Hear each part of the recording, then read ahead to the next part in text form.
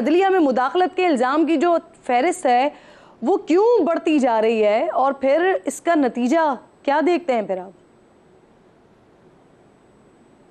जी मैं आता हूँ आपके सवाल की तरफ। दो बातें बहुत इम्पोर्टेंट हैं। जो तो सना बुच्चा ने कहा, हमारी साथी हैं, हमारी कलीग हैं, बहुत दिल में इज़्ज़त है इनकी, पीटीआई और पीपल्स पार्टी के हवाले से सॉरी कि उनकी जो है वो कोलिशन बनने के इम्कानात पूरी तरह से मौजूद हैं। ये अंदाज़ा नहीं है, ये ख़बर है अब तक के हालात के तहत। दूसरी बात जो अतर ने कही वो पीपल्स पार्टी के हवाले से जो कह रहे हैं कि वो शरीक जुर्म है हर उस जुर्म में जो इस वक्त की हुकूमत कर रही है या इससे पहले जब पीडीएम की हुकूमत थी उसमें जो कुछ किया उसमें वो जिम्मेदार है। अब आ जाइए आपके अदलिया के सवाल की तरफ। नहीं सर, इससे जब आप ये बात करें तो फिर अपने इस पे भी तर्जिया दे दें ना, मुख्तसरन बता दें कि बजट मंजूरी में साथ दे देगी फिर पाकिस्तान पीपल्स पार्टी हुकूमत का। पीपल्स पार्टी जो कुछ अब तक ले चुकी है, जी मैं आ रहा हूँ, जी मैं कर रहा हूँ, ये जहां जो कुछ पीपल्स पार्टी अब तक ले चुकी है हुकूमत से और जो कुछ मजीद लेना चाहती है, इसके लिए आप देख लीजिएगा कि वो बजट मंजूर कराएंगे, साथ मिलकर बाकायदा वोट देंगे। आपने देखा नहीं है कि पहले तो जब बजट इजलास शुरू हो रहा था तो पीपल्स पार्टी उसमें आना नहीं चाहती थी, लेकिन जब 3 सीनियर बंदे गए तो फिर वो सिम्बॉलिकली वापस आ गए थे। यही कुछ पंजाब के बजट के वक्त भी उन्होंने किया। तो मेरा ख्याल ये है कि पीपल्स पार्टी वोट करेगी, बजट पास कराएगी, क्योंकि अभी वो पंजाब में स्पेस मांग रहे हैं हुकूमत वक्त से, यानी नून लीग से, वो स्पेस भी उन्हें मिल जाएगी। यहाँ उनके तकाजे कोई ऐसे नहीं है जो पूरे नहीं किए जा सकते। कुछ जगह वो डीपीओज लगवाना चाहती हैं, कुछ जगह वो कमिश्नर लगवाना चाहती हैं, वगैरह वगैरह।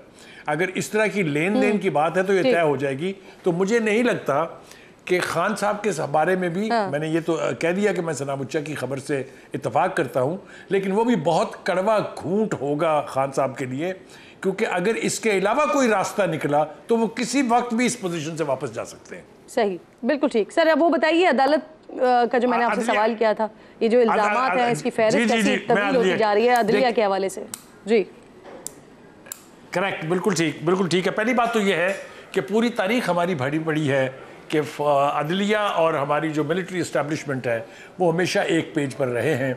ऐसे ऐसे ताला आजमाओं ने यहाँ पर मिलिट्री डिक्टेटरशिप की है, उन सब के उन इक़दामात को, उन सब आयन तोड़ने के जो इक़दामात थे उनको इंडेमनिटी और लीगल कवर देने का सेहरा हमारी अजीम अदलिया के सर है। मैं ज़िम्मेदारी से ये बात कह रहा हूँ और चैलेंज कर सकता हूँ अगर कोई मेरी बात को गलत साबित करे। अब अनफॉर्चुनेटली ये हुआ है कि एक ऐसी पार्टी तीसरी कुव्वत जो लेके भी मिलिट्री इस्टेब्लिशमेंट आई थी, उसके मुकाबले में अदलिया ने जंग छेड़ ली है अशराफिया से कह लीजिए या मिलिट्री इस्टेब्लिशमेंट से। मेरे ख्याल से साफ तौर पे कहना चाहिए मिलिट्री इस्टेब्लिशमेंट।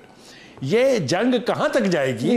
ये एडवेंचरिज्म माजी में भी हुआ है, कुछ जजेस ने इस तरह की आवाज़ें उठाई थी, फिर उनका हशर भी हमें अच्छी तरह से याद रखना चाहिए। अगर आपको याद हो भुट्टो के केस में लाहौर हाई कोर्ट में जिन जजेस ने उनको बेल दी थी, फिर उनका क्या हशर हुआ था बाद में, वो हमें सब अच्छी तरह से याद रखना चाहिए। ये लड़ाई अब अपने मंतकी इंजाम को पहुंचने वाली है। कौन जीतेगा कौन हारेगा ये तो मैं फैसला नहीं कर सकता, है तो अल्लाह के हाथ में है। लेकिन ये मैं बता रहा हूँ कि ये लड़ाई अब मजीद ज़्यादा फैलेगी भी नहीं और मजीद आगे भी नहीं जा सकती। छोटा सा ब्रेक लीजिए जी। आज चांद रात भी है, कल ईद उल अजहा भी है, तो जो पैनलिस्ट हमारे साथ मौजूद हैं लाइटर नोट पे भी थोड़ी सी बात करेंगे ब्रेक के बाद। अदर काज़मी साहब, ज़रा इस सेगमेंट का आगाज़ आपसे कर लेते हैं। याद होगा आपको शेख रशीद साहब का एक बड़ा मशहूर ज़माना जुमला हुआ करता था। हर साल वो ये जुमला कहा करते थे कि कुर्बानी से पहले कुर्बानी होगी। तो क्या इस साल कोई ऐसी चीज़ आपको नज़र आ रही है, कोई पॉसिबिलिटी नज़र आ रही है कि हुकूमत वक्त जो है वो पहले ख़त्म हो जाए और इलेक्शन पहले हो जाए? Any possibility? देखिए, इन जनरल सेंस में बात करूंगा कि बहुत सारी चीज़ों का वक्त अब ख़त्म होता जा रहा है। अब यहाँ पे सियासत जो है वो सिर्फ इमरान खान साहब या फिर मियाँ साहब या जरदारी साहब या बिलावल साहब या मरियम बीबी, ये उनके गिर्द नहीं घूम रही है। असल में जो मेन इशू है उसको बहुत सारे लोग समझने की कोशिश नहीं कर रहे कि इस वक्त अवाम क्या वो डेवलपमेंट की बात कर रहे हैं, वो किस चीज़ की बात कर रहे हैं। वो कह रहे हैं जो बात सही है, जो आइन और कानून है उसके मुताबिक होना चाहिए। आज इमरान खान साहब बाहर आएँ और वो आप बैठें पीपल्स पार्टी के साथ, अगर वो शहबाज शरीफ साहब से ज़्यादा इररेलेवेंट ना हो जाएं, उनकी उससे बड़ी कुर्बानी ना हो जाए, तो आप जो मर्जी मुझे कह लीजिएगा।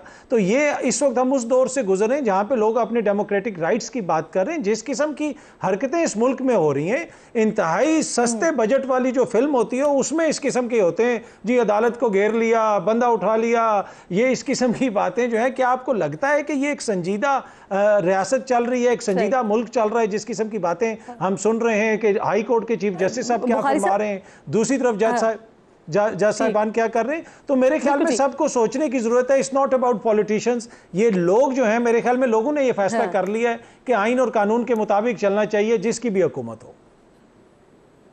सही है। वैसे बुखारी साहब, जेल में कैदियों को इजाजत होती है कुर्बानी की? सर नहीं भी होती तो होनी चाहिए, क्योंकि अक्सर जेल में होने वाले लोगों की अपनी कुर्बानी हो जाती है, which is a bad thing. मेरे ख्याल से इसकी इजाज़त होनी चाहिए। वैसे भी बानी पीटीआई अगर वहाँ से कह देंगे तो जितनी मर्जी कुर्बानियाँ उनके नाम के ऊपर कर दी जाएंगी, इसमें तो कोई दो राय नहीं है, पॉपुलर लीडर हैं वो। लेकिन असल बात यह है कि कुर्बानी तो देनी पड़ेगी किसी न किसी को, चाहे अपने स्टांस की, अपने स्टैंड की, चाहे अपनी ज़िद की, चाहे अपनी अना की। कुर्बानियों के बगैर बात बनने वाली नहीं है। अगर हम ये समझें कि सब ठीक हो जाएगा अचानक से, ये बिल्कुल ऐसा नहीं होने वाला।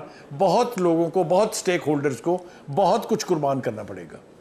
जी सही सही। सर वैसे करते क्या है आप कुर्बानी के दिनों में? क्या छुरी वुरी चलाते हैं खुद? स्क्रीन पे तो आप जबान से छुरी चला देते हैं दिलों पर, वैसे कुर्बानी के जानवर पे छुरी चलाते हैं? वो चूँकि मेरा प्रोफेशन है ज़बान चलाना, इसलिए वो उसके ऊपर तो कोई दो राय नहीं है। लेकिन कुर्बानी के लिए तो कसाई की छुरी चाहिए होती है, और वो भी इंशाल्लाह इस दफ़ा भी कसाई की छुरी होगी। हमारे लिए ये काफ़ी काम है, सुबह से शाम तक यही करते रहते हैं। जी सही। सना साहिबा, इस साल वैसे मेरे साथ ये वाक़या हो चुका है। जैसे ही मेरा जानवर आया वैसे ही उसने भागने की कोशिश की है, घर के लोगों को ज़ख्मी भी किया, और फिर उसके बाद वो कूल डाउन हुई है और काम डाउन हुई है। आपके साथ हुआ है कभी वैसा ऐसा वाक़या कोई कि जानवर आया हो और फिर भाग गया हो? नहीं, मैं जानवरों से दिल नहीं लगाती, क्योंकि जब उनकी कुर्बानी होती है तो मुझे बहुत तकलीफ होती है। इसलिए हमारे घर में पूरी मंडी लगती है, क्योंकि मेरी बहन भाई काफ़ी आउट ऑफ सिटी और आउट ऑफ कंट्री हैं, तो वो सब हमारे ऊपर डाल देते हैं कि हम ही उनकी कुर्बानी करें और बांटें। तो हमारे यहाँ तो एक पूरी मंडी लगी हुई होती है, तो हमारा 3 दिन यही काम है। और कसाई मैं सोच रही हूँ ये बंदों के साथ जानवरों वाला सलूक कर लेती हैं। इतना बड़ा इल्जाम। अच्छा, ये पता नहीं कॉम्प्लीमेंट है कि नहीं? मैं हर किसी को उसकी जगह पे रखती हूँ बुखारी साहब, ये बात मानने वाली है वैसे। आप कुछ बता रही नहीं, तारीफ कर रहे हैं कसाई के हवाले से। हाँ, मैंने कहा कसाई को बस अब हम ढूंढ रहे हैं कि छुरियां तेज हो जाए उसकी, तो कसाई बहुत पैसे बनाएंगे और हम फिर बहुत सारा गोश्त बांटेंगे, और मैं उसमें से कुछ नहीं खाऊंगी। अच्छा, वैसे कुछ बनाती है सना आप? जी, मैं कलेजी मैं ही बनाती हूँ। सो जी खुद। Oh wow. तो अथर आप कुछ बताएंगे? वैसे आपकी तो पाकिस्तान में ईद होती होगी, कभी आप यूके में ईद करते होंगे, तो क्या करते हैं कुर्बानी के लिए? स्पेशली आते हैं फिर और आकर कुर्बानी करते हैं? वैसे तो अभी आप कुछ अरसे से यहीं पर ही हैं। जी, पाकिस्तान में हो तो यहीं पे कर लेते हैं, मुल्क से बाहर हो तो वहाँ पे भी। अब तो जहाँ पे अपनी कम्युनिटीज़ की शॉप्स वगैरह हैं तो वहाँ पे भी आप घर में ला के तो जानवर की कुर्बानी नहीं कर सकते, लेकिन आप एक मखसूस रकम अदा कर देते हैं तो वो जानवर ज़बह करके आपके घर पे उसका गोश्त डिलीवर कर देते हैं, जो आप दूसरों को दे देते हैं। लेकिन कोशिश यही होती है कि पाकिस्तान में किया जाए। यहाँ पर मुख्तलिफ इदारे हैं, वो भी करते हैं, उधर भिजवा दिया जाए अगर मुल्क से बाहर हो। अगर मुल्क में हो तो फिर तो अपने घर पर ही करते हैं। और कुछ पका लेते हैं वैसे अमूमन? वैसे बाहर रहने वाले लोगों के अंदर ये टैलेंट तो जरूर होता है कि वो खुद पका ही लेते हैं, मजबूरी भी हो जाती है ना? नहीं, मैं तो सारा खाना वगैरह पका लेता हूँ। अगर मेरी छुट्टी हो तो घर में 90% कुकिंग मैं ही करता हूँ। बेगम साहिबा तो बहुत कम करती हैं। अगर मैं घर पे हूँ तो कुकिंग वगैरह मैं सारी कर लेता हूँ, कोई ऐसा इशू नहीं।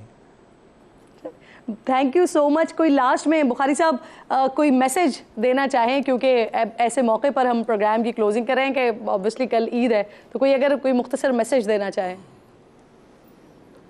जी, मेरा मैसेज यही है, मेरी बड़ी ख्वाहिश है कि ये बात लोगों तक पहुँचे कि आपस की दोस्तियाँ, आपस के ताल्लुकात, आपस के रिश्ते जो हैं उनको सियासत की नज़र ना होने दें।